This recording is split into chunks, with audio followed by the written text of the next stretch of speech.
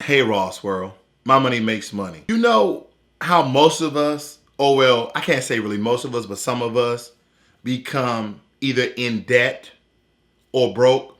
I talked to a guy this week, and all these stories I tell you, these are 100% accurate. I talked to a guy this week. He was $150,000 in debt on his credit card, right? The worst possible place you can be in debt is your credit card. How did he become in debt? His family. His family. He started to make great money. He started to make good money, but he became a charity case in opposition and opposite to his family, meaning that his family dug into him and he gave out money like he was a charity. $150,000 in debt. He's been paying this for the last decade of his life. And he's close to retirement. Okay? He has about 12,000 left in debt, and he's in a good position because guess what? I talked to him, he's been investing, he's been saving, but he's still paying off this debt. 150,000 because he came from a particular place where his family wasn't doing well. He didn't grow up well. So when he started to make good money, guess what he did? He reached back, he gave back. But his family were like blood-sucking vampires. And they sucked, and they sucked, and they sucked, and they sucked until he couldn't take it no more. They was like, he told me if I didn't stop, he would be $250,000 in debt, $250,000 in debt, and he's close to retirement. The guy's 53. I want you to think about it. Stop giving family your money. I met someone else, and this person told me that they helped their grandmother with their rent. And it was a difficult subject because everybody loves their grandmother, okay? But they also gave money to aunts and uncles who they said helped them along the way. I had to tell them because this person was young. I believe this person was 22. I had to let them know you didn't ask to be in this world. Someone created you. Either it was planned or it wasn't. And that family obligation, mostly your mother and father, is to take care of you. You don't have any obligation. They supposed to take care of you until you're 18. Why you feel like you owe them something at 22? You don't owe them anything. They laid down with whoever they did. They created you. 9 months later, you was born. And 18 years later, you're on your own. And 4 years from that, you owe them something? Oh, Mon Cherie, no, you do not owe them anything. Let me tell you something. My son is 17, or rather, my sons are 17, and they don't owe me anything. My son told me, I said, son, I got money saved up you for your college. He said, Dad, I want to make my own way. Teardrop. Imaginary, but nevertheless, it was a teardrop. He said, Dad, I have good grades and I play football. And he goes to private school.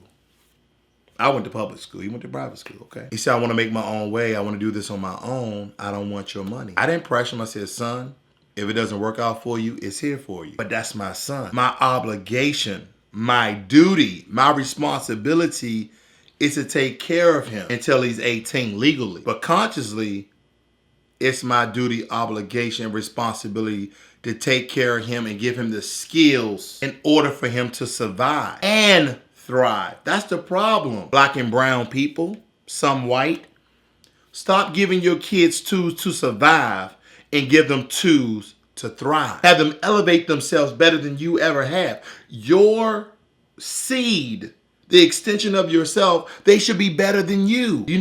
It's easy to say, oh, I bought my son a car. No, I'm not buying you a car, son. This is the deal I made with my son, and maybe you agree, maybe you don't. Son, you go out there and you get a summer job. Whatever money you give me to save for your car, whether it be for college or when you want one, I'm going to match it. Give me $1,000, I'll match $1,000. Because when he crashes that car, when that car breaks down because he didn't do the maintenance, I don't want to feel like I just gave something, because when you pay for something yourself, you cherish it more. So I go half and half on a car with him. That's what I would do. Half and half. That's my deal. Stop giving family all your money. Stop thinking that you owe them something. Okay, they helped you out. You calculate, you compute, you add, you subtract, whatever you got to do, and you pay them back. But don't feel obligated. Don't feel contracted. Don't feel like you have to always help them out, because we know those family members who are leeches. They will suck you dry until your ass is out in the cold with them. Some of your family don't want to see you do good. They're jealous. And you would think, why? I've helped you out. Why are they jealous of you taking a different avenue, you taking a different road, or you got off your ass and you did something with your life? Stop giving family your money. And I said in another video, if you want to give family some money, you put it in a contract. And it's not because you don't trust them. That contract is for understanding. It's a clarification of the verbal conversation that you guys have on paper. Hey, cousin, uncle, aunt, sister, nephew, mother, father, whoever it is, that I'm giving you $300 and you're going to pay this back, and you get a notary stamp. Make it legal. But they're like, wow, you don't trust me. It's not about trust. It's about understanding. Second way, stop giving your family money unless make them work for it. You got an apartment, a studio, a condo, a house. Hey, sweep the rug, mop the floor, vacuum this, wipe down the walls. And you pay them hourly, minimum wage. Don't feel sorry like, oh, just do that and I'll give you the money. I just need... No! Because guess what? You got all these things to do and you're giving out your money. They need it. If they need it, they'll do it. So don't just give out your money. Make them work for it. Whatever you need to do.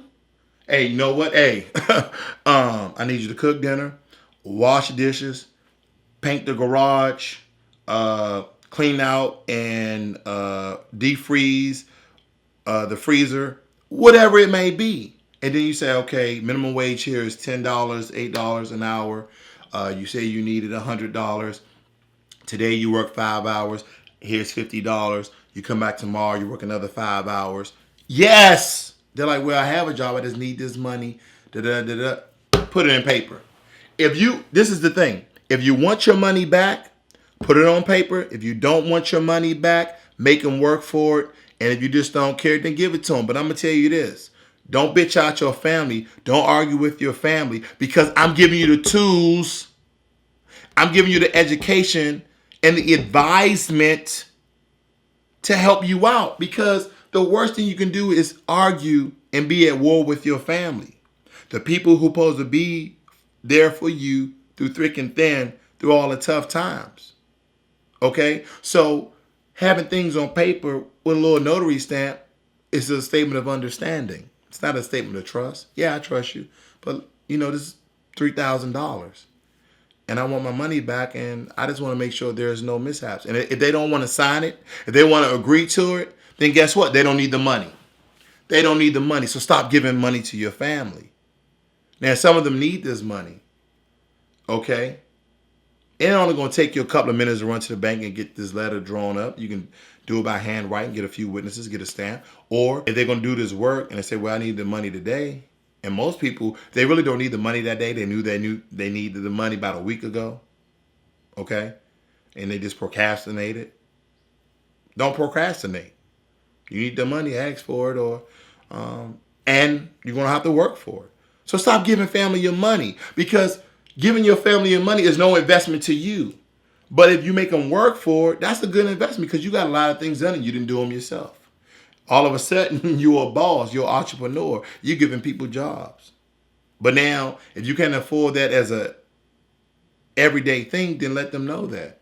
Hey, I can't give you no money, even if you do all these tasks for me. Okay? So stop giving your money. Stop feeling obligated to give family your money. Stop feeling guilty that you owe them money. Stop. Because some of you, very few of you owe your family money. Very few of you. Most of us, we just feel guilty. Maybe they did something for us when we were young. But I want to remind you, you didn't ask to be here. Someone laid down with somebody else. They had sex, and you came into this world with no choice. So your family and your mother and father especially had an obligation and responsibility to take care of you until you're 18 legally under the law. So stop feeling guilty and heavy-hearted about giving back to your family, because we know our family and some of them don't have our best interest at heart. And my family, the ones that I'm really close with, they don't even ask me for money because they believe in doing for themselves. But I tell you, a lot of us, we have family that are blood sucking, especially when they know you're doing better than them, especially when they know you have a good job, especially when they know you're in a better position than you were when you were in that environment. You have goals, Ross World. You have goals. You have investment goals, you have saving goals, and you have a budget. Because I'm going to tell you this, you give all of your money to them and you're in debt, like my buddy was $150,000 in debt.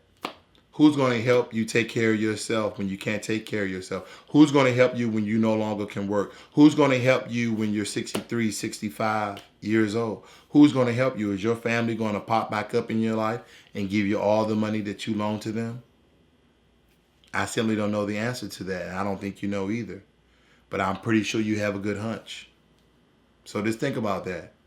Don't give family all your money, Ross World. This is Ross World. My money makes money. I'm out.